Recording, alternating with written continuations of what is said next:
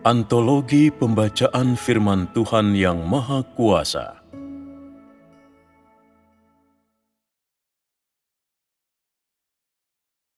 Kedua inkarnasi melengkapi makna penting inkarnasi.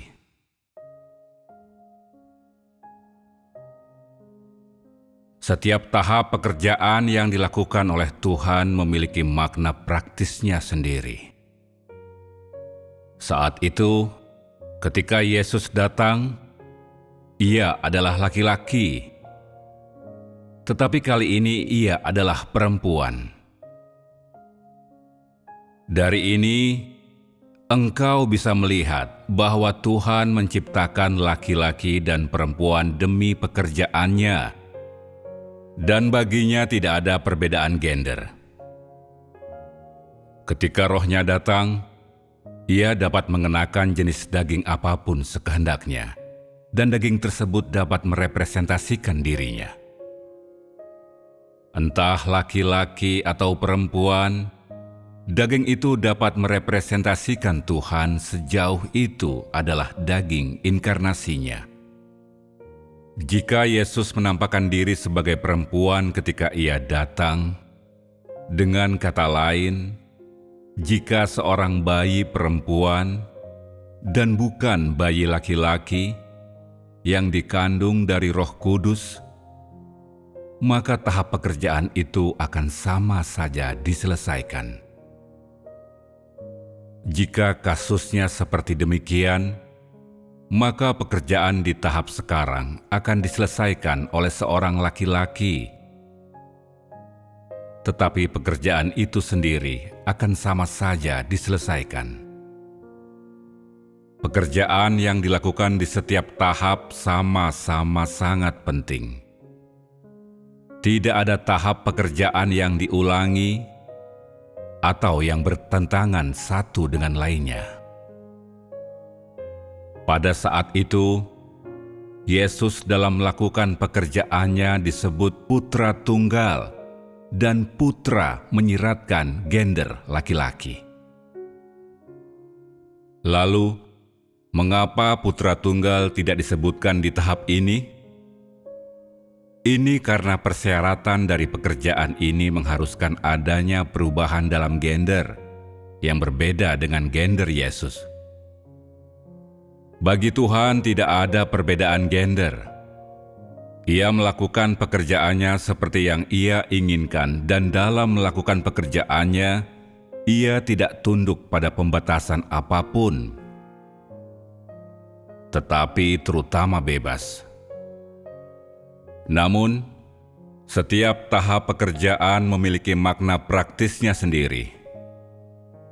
Tuhan menjadi daging 2 kali, dan tidak diragukan lagi bahwa inkarnasinya di akhir zaman adalah untuk yang terakhir kalinya.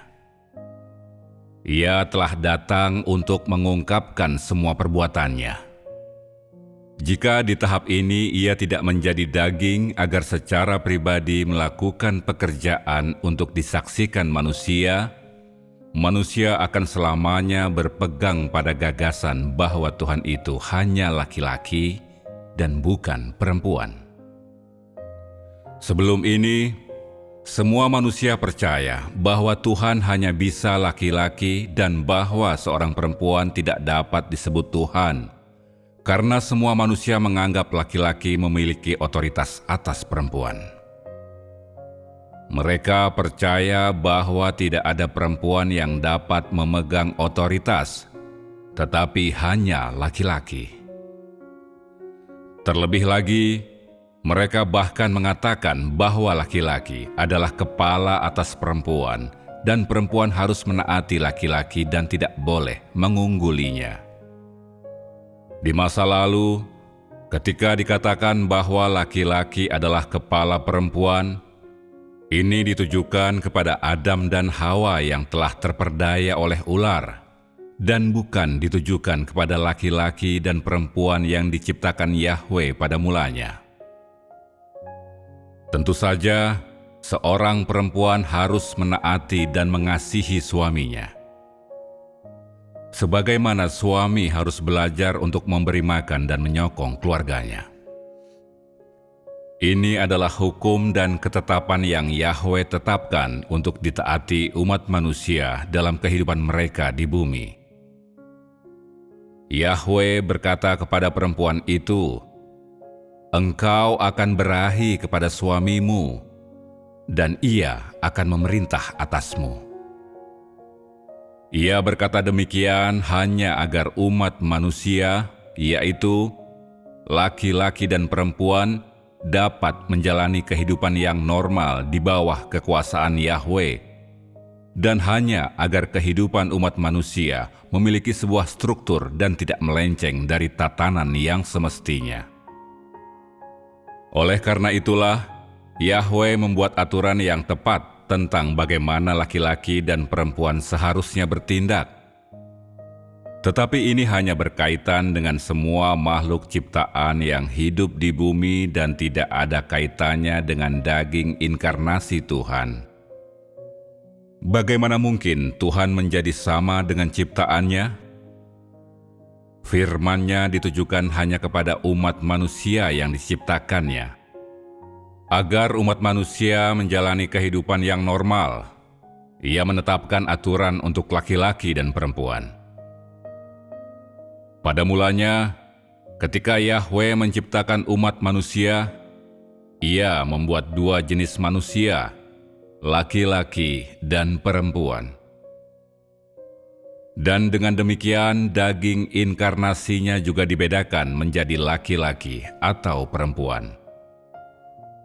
Ia tidak memutuskan tentang pekerjaannya berdasarkan firman yang Ia ucapkan kepada Adam dan Hawa. Dua kali ia menjadi daging ditentukan sepenuhnya menurut pemikirannya pada saat ia pertama kali menciptakan umat manusia. Artinya, ia menyelesaikan pekerjaan dua inkarnasinya berdasarkan pada laki-laki dan perempuan sebelum mereka dirusak. Jika manusia menggunakan firman yang diucapkan Yahwe kepada Adam dan Hawa yang telah terperdaya oleh ular dan menerapkan firman itu pada pekerjaan inkarnasi Tuhan, tidakkah Yesus juga harus mengasihi istrinya sebagaimana seharusnya? Jika demikian, akankah Tuhan tetap adalah Tuhan? Dan dengan demikian, akankah ia tetap dapat menyelesaikan pekerjaannya? Jika adalah salah bahwa daging inkarnasi Tuhan perempuan, bukankah kesalahan yang paling besar bagi Tuhan adalah telah menciptakan perempuan? Jika manusia masih percaya bahwa adalah keliru bagi Tuhan untuk berinkarnasi sebagai seorang perempuan, maka bukankah Yesus yang tidak menikah dan karenanya tidak dapat mengasihi istrinya, adalah juga kekeliruan yang sama besarnya dengan inkarnasi di masa sekarang? Karena engkau menggunakan firman yang Yahwe ucapkan kepada Hawa untuk mengukur kebenaran inkarnasi Tuhan di masa sekarang, maka engkau harus menggunakan firman Yahwe kepada Adam untuk menilai Tuhan Yesus yang menjadi daging di zaman kasih karunia. Bukankah keduanya sama? Karena engkau mengukur Tuhan Yesus menurut laki-laki yang belum terperdaya oleh ular, maka engkau tidak dapat menilai kebenaran inkarnasi di zaman sekarang menurut perempuan yang telah terperdaya oleh ular. Ini tentu tidak adil. Jika engkau membuat penilaian seperti ini, itu membuktikan bahwa engkau telah kehilangan akal sehatmu.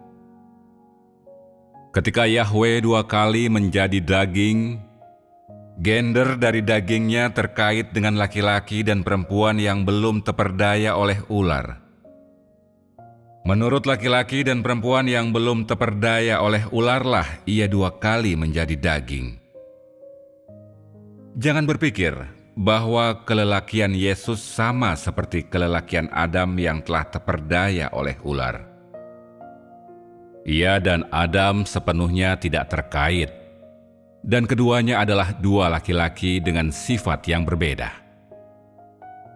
Tentunya tidak mungkin bahwa kelelakian Yesus membuktikan bahwa ia hanyalah kepala atas semua perempuan dan bukan kepala atas semua laki-laki, bukan? Bukankah ia adalah raja atas semua orang Yahudi, termasuk laki-laki dan perempuan? Ia adalah Tuhan itu sendiri, bukan hanya kepala atas perempuan, tetapi kepala atas laki-laki juga. Ia adalah Tuhan atas semua makhluk dan kepala atas semua makhluk. Bagaimana mungkin engkau menentukan kelelakian Yesus sebagai simbol kepala atas perempuan? Apakah ini bukan penghujatan? Yesus adalah laki-laki yang tidak rusak. Ia adalah Tuhan. Ia adalah Kristus. Bagaimana mungkin ia menjadi laki-laki seperti Adam yang telah rusak? Yesus adalah daging yang dikenakan oleh Roh Tuhan yang Maha Kudus. Bagaimana mungkin engkau mengatakan bahwa ia adalah Tuhan yang memiliki kelelakian Adam? Jika demikian, bukankah semua pekerjaan Tuhan itu keliru? Apakah Yahweh bisa menyatukan ke dalam diri Yesus kelelakian Adam yang telah terperdaya? Bukankah inkarnasi di masa sekarang merupakan contoh lain dari pekerjaan Tuhan yang berinkarnasi, yang berbeda secara gender dengan Yesus namun yang seperti Dia secara sifat? Masih beranikah engkau mengatakan bahwa Tuhan yang berinkarnasi tidak mungkin perempuan, karena perempuan adalah orang pertama yang terperdaya oleh ular? Masih beranikah engkau mengatakan bahwa karena perempuan adalah yang paling najis dan merupakan sumber kerusakan umat manusia, maka Tuhan tidak mungkin menjadi daging sebagai seorang perempuan? Beranikah engkau bersikukuh mengatakan bahwa perempuan harus selalu menaati laki-laki dan tidak akan pernah memanifestasikan atau merepresentasikan Tuhan secara langsung? Engkau tidak mengerti di masa lalu. Tetapi dapatkah engkau sekarang terus saja menghujat pekerjaan Tuhan, terutama daging inkarnasi Tuhan? Jika engkau tidak mampu sepenuhnya memahami hal ini, paling baik engkau menjaga lidahmu. Jika tidak, kebodohan dan ketidaktahuanmu akan diungkapkan dan keburukanmu akan dibeberkan. Jangan berpikir engkau memahami segalanya. Aku katakan kepadamu bahwa semua yang telah engkau lihat dan alami tidak cukup bagimu untuk memahami bahkan 1/1000 bagian saja dari rencana pengelolaanku. Jadi mengapa engkau bertindak sedemikian sombongnya? Secuil bakat dan pengetahuan minimal yang engkau miliki tidak cukup untuk Yesus pakai bahkan dalam 1 detik pun dari pekerjaannya. Sebanyak apakah pengalamanmu sebenarnya?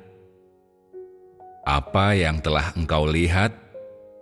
Semua yang telah engkau dengar di sepanjang hidupmu? Dan apa yang telah engkau bayangkan jauh lebih sedikit dibandingkan pekerjaan yang aku lakukan sebentar saja. Engkau sebaiknya jangan suka mengecam dan mencari-cari kesalahan.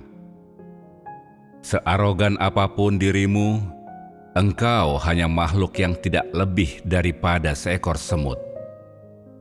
Semua yang bisa engkau tahan dalam perutmu kurang dari apa yang dimiliki seekor semut di dalam tubuhnya. Jangan berpikir, hanya karena engkau telah memperoleh beberapa pengalaman dan senioritas, itu memberimu hak untuk menggerak-gerakkan tanganmu dengan pongah dan berbicara yang muluk-muluk. Bukankah pengalaman dan senioritasmu adalah hasil dari firman yang telah kuucapkan? Apakah engkau menganggap bahwa engkau telah membeli semua itu melalui kerja keras dan usahamu sendiri? Sekarang ini, engkau melihat bahwa aku telah menjadi daging. Dan mengenai hal ini saja, Engkau dipenuhi dengan konsep yang sedemikian kayanya dan telah mengumpulkan gagasan yang tak terhitung jumlahnya daripadanya.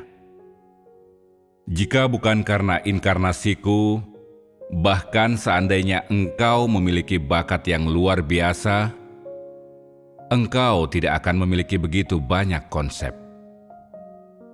Dan bukankah dari konsep-konsep ini semua gagasanmu berasal?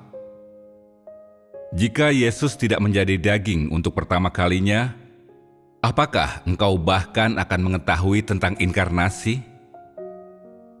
Bukankah karena inkarnasi yang pertama telah memberimu pengetahuan, sehingga engkau memiliki kelancangan untuk menilai inkarnasi yang kedua?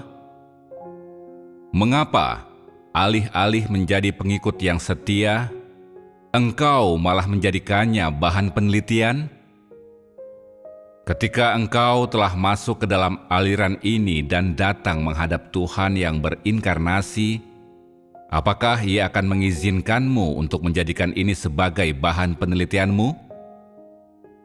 Tidak apa-apa bagimu untuk mempelajari sejarah keluargamu sendiri. Tetapi jika engkau mencoba untuk mempelajari sejarah keluarga Tuhan, apakah Tuhan zaman sekarang akan mengizinkanmu untuk melakukan penelitian semacam itu? Bukankah engkau buta? Bukankah yang engkau lakukan itu tercela? Seandainya saja pekerjaan Yesus telah dilakukan tanpa dilengkapi dengan pekerjaan pada tahap akhir zaman ini, maka manusia akan selamanya berpegang pada gagasan bahwa hanya Yesus saja merupakan putra tunggal Tuhan. Artinya, bahwa Tuhan memiliki hanya satu putra dan bahwa siapapun yang datang setelahnya dengan memakai nama lain tidak mungkin merupakan putra tunggal Tuhan, apalagi Tuhan itu sendiri. Manusia memiliki gagasan bahwa siapapun yang melayani sebagai korban penghapus dosa atau yang mengambil alih kekuasaan atas nama Tuhan dan menebus semua umat manusia adalah putra tunggal Tuhan. Ada beberapa yang percaya bahwa selama ia yang datang adalah laki-laki, ia bisa dianggap sebagai putra tunggal Tuhan dan perwakilan Tuhan. Dan bahkan ada orang yang mengatakan bahwa Yesus adalah putra Yahweh, putra tunggalnya. Bukankah ini gagasan manusia yang sangat berlebihan? Jika tahap pekerjaan ini tidak dilakukan di akhir zaman, seluruh umat manusia akan diselubungi oleh bayangan gelap ketika membahas tentang Tuhan. Jika seperti ini kasusnya, laki-laki akan menganggap dirinya lebih tinggi dari perempuan, dan perempuan tidak akan pernah mampu mengangkat kepala mereka, dan bahkan tidak akan ada satu perempuan pun yang bisa diselamatkan. Orang-orang selalu menganggap bahwa Tuhan adalah laki-laki, dan terlebih lagi, bahwa Ia selalu memandang rendah perempuan, dan tidak akan menganugerahkan keselamatan kepadanya. Jika seperti ini kasusnya, bukankah benar bahwa semua perempuan yang diciptakan Yahweh dan yang juga telah dirusak tidak akan pernah punya kesempatan untuk diselamatkan? Maka bukankah tidak ada gunanya bagi Yahweh untuk menciptakan perempuan, yaitu untuk menciptakan Hawa? Bukankah wanita akan binasa untuk selamanya? Untuk alasan ini, tahap pekerjaan di akhir zaman harus dilakukan untuk menyelamatkan seluruh umat manusia, bukan hanya perempuan, tetapi seluruh umat manusia. Pekerjaan yang dilakukan demi seluruh umat manusia ini tidak dilakukan hanya demi perempuan. Jika ada yang berpikir sebaliknya, betapa lebih bodohnya mereka. Pekerjaan yang dilakukan pada masa sekarang telah mendorong maju pekerjaan zaman kasih karunia. Artinya, pekerjaan di bawah rencana pengelolaan 6.000 tahun telah bergerak maju. Meskipun zaman kasih karunia telah berakhir, pekerjaan Tuhan telah mengalami kemajuan. Mengapa aku mengatakan berulang kali bahwa tahap pekerjaan ini dibangun di atas zaman kasih karunia dan zaman hukum Taurat? Ini berarti bahwa pekerjaan di masa sekarang merupakan kelanjutan dari pekerjaan yang dilakukan di zaman kasih karunia dan merupakan kemajuan atas apa yang telah dilakukan di zaman hukum Taurat. Ketiga tahap saling terkait erat dan setiap mata rantai terpaut erat dengan yang berikutnya. Mengapa aku juga mengatakan bahwa tahap pekerjaan ini dibangun di atas pekerjaan yang telah Yesus lakukan? Seandainya tahap ini tidak dibangun di atas pekerjaan yang Yesus lakukan, Ia harus disalibkan lagi di tahap ini, dan pekerjaan penebusan dari tahap sebelumnya harus dilakukan kembali. Semua ini akan menjadi tidak berarti. Jadi, bukan berarti bahwa pekerjaan itu sudah sepenuhnya selesai, tetapi bahwa zaman telah bergerak maju dan tingkat pekerjaan telah ditingkatkan bahkan lebih tinggi dari sebelumnya. Dapat dikatakan bahwa tahap pekerjaan ini dibangun di atas landasan zaman hukum Taurat dan di atas batu karang pekerjaan Yesus. Pekerjaan dibangun tahap demi tahap dan tahap ini bukan sebuah awal yang baru. Hanya gabungan ketiga tahaplah yang dapat dianggap sebagai rencana pengelolaan 6.000 tahun. Pekerjaan pada tahap ini dilakukan di atas landasan pekerjaan zaman kasih karunia. Jika kedua tahap pekerjaan ini tidak terkait, lalu mengapa penyaliban tidak diulangi pada tahap ini? Mengapa aku tidak menanggung dosa manusia? Aku tidak datang dengan dikandung dari Roh Kudus. Aku juga tidak menanggung dosa manusia melalui penyaliban. Sebaliknya, aku di sini untuk menghajar manusia secara langsung. Jika hajaranku atas manusia dan kedatanganku sekarang yang bukan dikandung dari Roh Kudus tidak mengikuti penyaliban, maka aku tidak memenuhi syarat untuk menghajar manusia. Justru karena aku dan Yesus adalah satu, maka aku datang untuk secara langsung menghajar dan menghakimi manusia. Pekerjaan pada tahap ini dibangun sepenuhnya di atas pekerjaan tahap sebelumnya. Itulah sebabnya hanya pekerjaan semacam ini yang dapat membawa manusia selangkah demi selangkah ke dalam keselamatan. Yesus dan aku datang dari satu roh. Walaupun kami tidak terkait di dalam daging kami, roh kami adalah satu. Meskipun muatan dari tindakan yang kami lakukan dan pekerjaan yang kami lakukan tidak sama, kami sama dalam hakikat. Daging kami mengambil bentuk yang berbeda. Tetapi ini karena perubahan zaman dan persyaratan yang berbeda dari pekerjaan kami. Pelayanan kami tidak sama.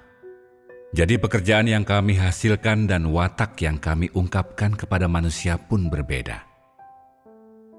Itulah sebabnya hal yang manusia lihat dan pahami pada hari ini tidak sama dengan hal yang mereka lihat dan pahami di masa lalu.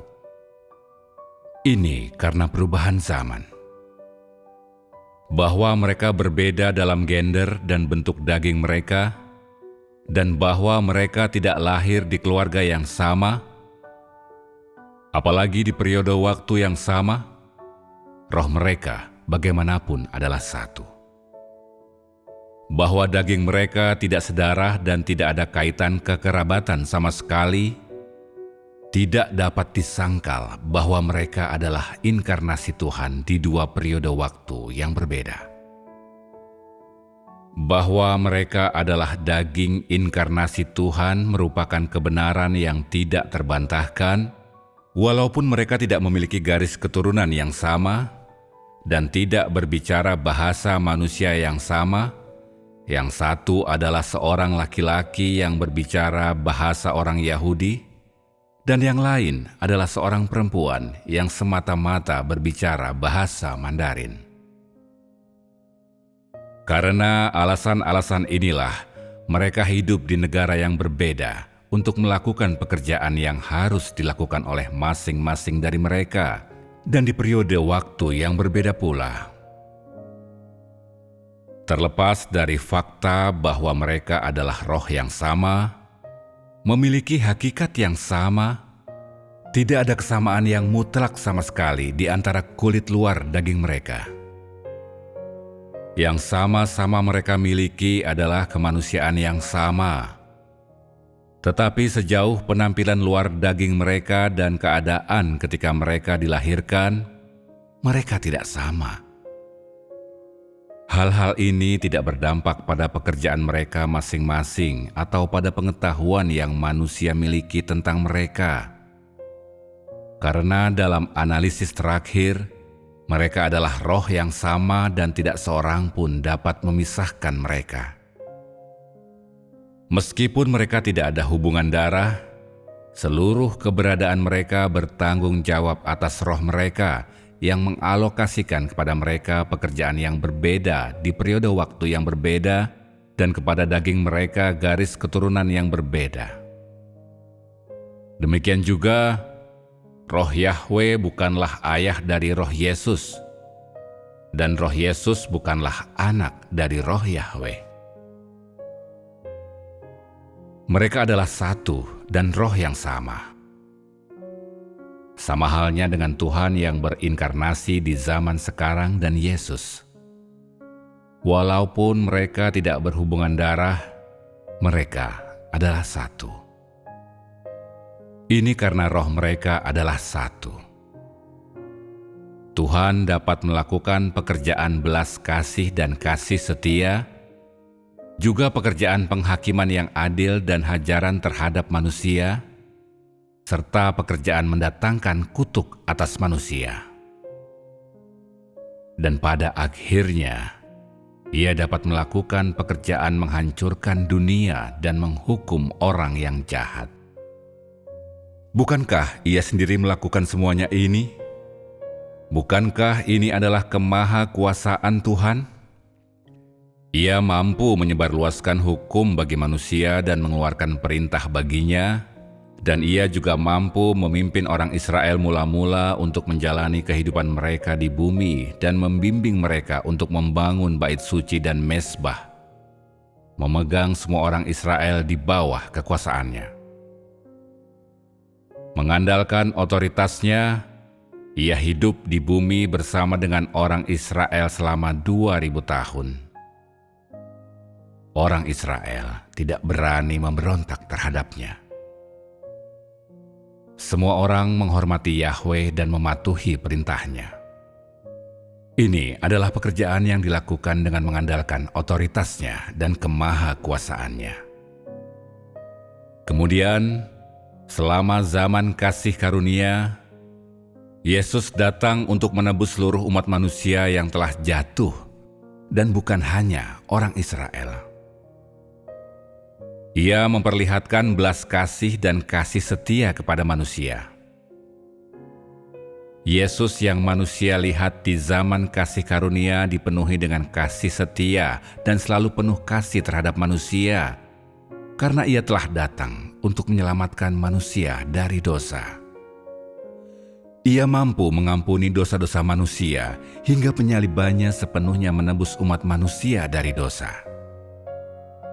Selama periode ini, Tuhan muncul di hadapan manusia dengan belas kasih dan kasih setia. Artinya, Ia menjadi korban penghapus dosa bagi manusia dan disalibkan karena dosa-dosa manusia agar mereka selamanya diampuni. Ia pengampun, welas asih, sabar, dan penuh kasih. Mereka semua yang mengikuti Yesus di zaman kasih karunia juga berusaha untuk sabar dan mengasihi dalam segala hal. Mereka tahan menderita dan tidak pernah melawan bahkan ketika dipukul, dikutuk, atau dirajam. Namun selama tahap terakhir, tidak bisa lagi seperti itu. Demikian juga, meskipun roh mereka adalah satu, pekerjaan Yesus dan Yahweh tidak sepenuhnya sama. Pekerjaan Yahweh bukan untuk mengakhiri sebuah zaman, melainkan untuk membimbing zaman, mengantar dalam kehidupan manusia di bumi. Namun, pekerjaan yang sekarang dilakukan adalah menaklukkan mereka yang berada di negara-negara non-Yahudi yang telah dirusak sedemikian dalamnya dan memimpin tidak hanya keluarga Tiongkok, tetapi juga seluruh alam semesta. Mungkin tampak bagimu bahwa pekerjaan ini hanya dilakukan di Tiongkok, tetapi sebenarnya pekerjaan ini sudah mulai meluas ke luar negeri. Mengapa orang asing dari waktu ke waktu mencari jalan yang benar? Itu karena roh sudah mulai bekerja. Dan firman yang sedang disampaikan sekarang ini ditujukan kepada orang-orang di seluruh alam semesta. Dengan ini, separuh pekerjaan sudah berjalan. Dari penciptaan dunia hingga saat ini, Roh Tuhan telah mengatur bergeraknya pekerjaan yang besar ini. Dan terlebih lagi, telah melakukan pekerjaan berbeda di zaman yang berbeda dan di negara yang berbeda. Orang-orang di setiap zaman melihat wataknya yang berbeda, yang secara alami diungkapkan melalui pekerjaan berbeda yang ia lakukan. Ia adalah Tuhan, penuh dengan belas kasih dan kasih setia. Ia adalah korban penghapus dosa bagi manusia dan gembala manusia. Tetapi ia juga penghakiman, hajaran, dan kutuk bagi manusia. Ia dapat memimpin manusia untuk hidup di bumi selama 2000 tahun. Dan ia juga dapat menebus umat manusia yang rusak dari dosa. Pada zaman sekarang, ia juga dapat menaklukkan umat manusia yang tidak mengenalnya dan membuat mereka sujud di bawah kekuasaannya, sehingga semua orang akan tunduk kepadanya sepenuhnya. Pada akhirnya, ia akan membakar semua yang najis dan tidak benar dalam diri manusia di seluruh alam semesta, untuk memperlihatkan kepada mereka bahwa ia bukan hanya Tuhan yang pengampun dan penuh kasih, bukan hanya Tuhan yang penuh hikmat dan keajaiban, bukan hanya Tuhan yang kudus, tetapi terlebih lagi, ia adalah Tuhan yang menghakimi manusia. Bagi orang-orang jahat di antara umat manusia, ia adalah api yang membakar, penghakiman, dan hukuman.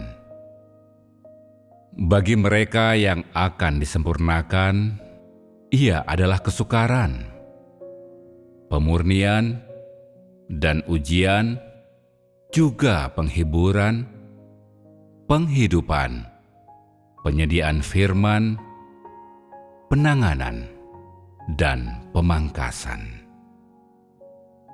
Bagi mereka yang akan dilenyapkan, ia adalah hukuman dan juga ganjaran. Katakan kepadaku, bukankah Tuhan itu Maha Kuasa? Ia mampu melakukan apapun dan melakukan semua pekerjaan, bukan hanya penyaliban seperti yang engkau bayangkan. Engkau terlalu menganggap rendah Tuhan. Apakah engkau percaya bahwa semua yang dapat ia lakukan hanyalah menebus seluruh umat manusia melalui penyalibannya, dan hanya itu saja? Dan setelah itu, engkau akan mengikutinya ke surga untuk makan buah dari pohon kehidupan dan minum dari sungai kehidupan? Mungkinkah sesederhana itu? Katakan kepadaku, apa yang telah engkau capai? Apakah engkau memiliki kehidupan Yesus? Engkau memang telah ditebusnya, tetapi penyaliban adalah pekerjaan Yesus sendiri. Tugas apakah yang telah engkau penuhi sebagai manusia? Engkau hanya memiliki kesalehan lahiriah, tetapi engkau tidak memahami jalannya. Apakah seperti itu caramu memanifestasikan dirinya? Jika engkau belum mencapai kehidupan Tuhan atau melihat keseluruhan wataknya yang benar, maka engkau tidak dapat mengklaim sebagai orang yang telah memiliki kehidupan dan engkau tidak layak untuk melewati gerbang kerajaan surga. Tuhan bukan saja roh, Ia juga bisa menjadi daging. Ia, terlebih dari itu, adalah tubuh kemuliaan. Yesus, meskipun engkau semua belum pernah melihatnya, telah disaksikan oleh orang-orang Israel, yaitu orang-orang Yahudi pada waktu itu. Ia pada mulanya adalah tubuh daging, tetapi setelah disalibkan, Ia menjadi tubuh kemuliaan. Ia adalah roh yang mencakup segalanya dan dapat melakukan pekerjaan di segala tempat. Ia dapat menjadi Yahweh, atau Yesus, atau Mesias. Pada akhirnya, Ia juga dapat menjadi Tuhan yang Maha Kuasa.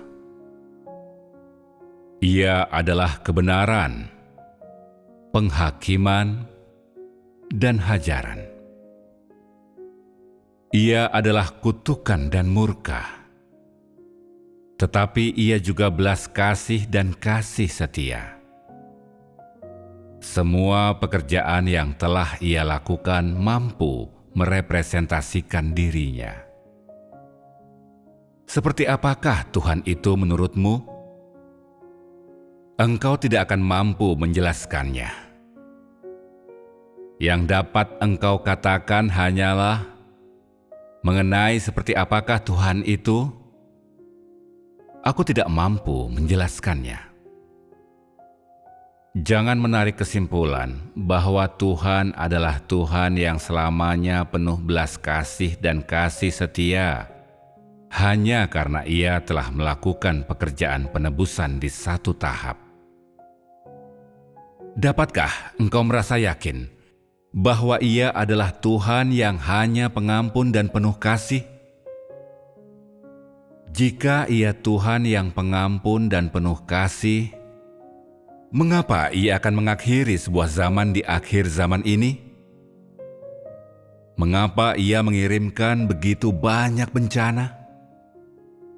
Jika seperti yang engkau pikirkan, bahwa Ia pengampun dan penuh kasih terhadap manusia sampai pada akhirnya, bahkan sampai zaman yang terakhir, lalu mengapa Ia akan mengirimkan bencana dari langit? Jika Ia mengasihi manusia seperti dirinya sendiri dan anak tunggalnya, lalu mengapa Ia akan mengirimkan malapetaka dan hujan es besar dari surga? Mengapa Ia membiarkan manusia menderita kelaparan dan penyakit sampar? Mengapa Ia mengizinkan manusia mengalami bencana-bencana ini? Mengenai seperti apakah Tuhan, tidak seorang pun di antaramu berani mengatakannya, dan tidak seorang pun mampu menjelaskannya. Dapatkah engkau merasa yakin bahwa Ia adalah roh? Beranikah engkau mengatakan bahwa Ia tidak lain tidak bukan adalah daging Yesus? Beranikah engkau mengatakan bahwa Ia adalah Tuhan yang akan selamanya disalibkan demi manusia,